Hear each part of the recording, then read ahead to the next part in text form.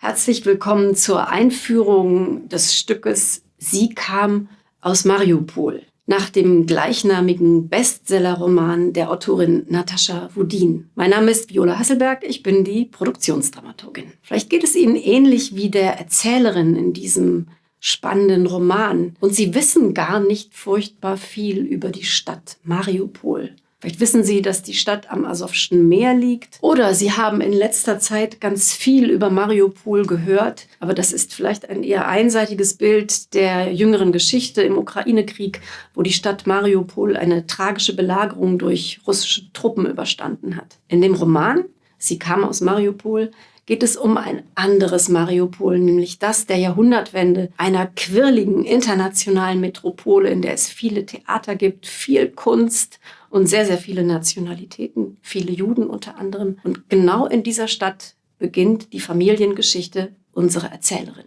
Dieser Roman erzählt etwas über den Mut, die eigene Herkunft zu befragen und sich dabei noch einmal ganz neu zu erfinden. Am Anfang ist das ein spannender Krimi. Ein erwachsenes Kind begibt sich auf die Suche einer in der Dunkelheit versunkenen Vergangenheit. Und zugleich ist es aber eine tragische und tief berührende Geschichte eines Kindes, das auf der Suche nach seiner verlorenen Mutter ist, die das Kind verlassen hat, als es gerade einmal 11 Jahre alt war. Die Erzählerin alias Natascha Wodin wird 1945 in Bayern als Kind ukrainischer Zwangsarbeiterinnen in einem Lager geboren. Ihre Eltern haben vorher schon Zwangsarbeit in Leipzig geleistet bei einem großen Rüstungskonzern. Und im Roman erfahren wir, wie unwürdig diese Zwangsarbeiterinnen tagtäglich um ihr Überleben kämpfen, wie sehr sie von den Nazis missbraucht und gefoltert werden und wie stark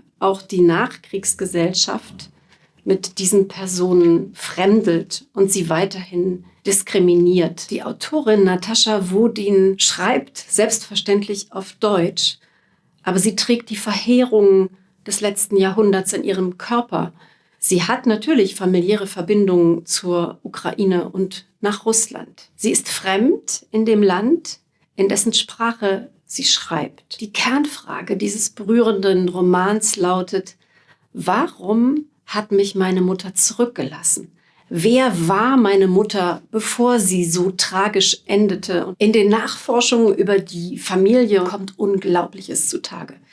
Die Mutter, die sie immer als arm wahrgenommen hat, kommt aus einer steinreichen Familie, die aber in der russischen Revolution schlagartig bettelarm wird. Die Geschwister der Mutter stehen auf unterschiedlichen Seiten der Geschichte. Der Bruder, ein Sänger, wie sich herausstellt, singt für die Rote Armee. Die Schwester landet in einem sowjetischen Gulag, in einem Arbeitslager Stalins. Die andere Schwester, die Mutter der Erzählerin, arbeitet für die Besatzermacht, für die Deutschen und muss sich des Verdachtes der Kollaboration erwehren. Was diese Geschichte so berührend macht, ist aber die Tatsache, dass sie nicht nur von Wunden und von Traumata handelt, sondern von Strategien des Überlebens. Die Erzählerin hat eine unglaubliche Fantasie. Manche, auch ihre Eltern, sagen, sie lüge.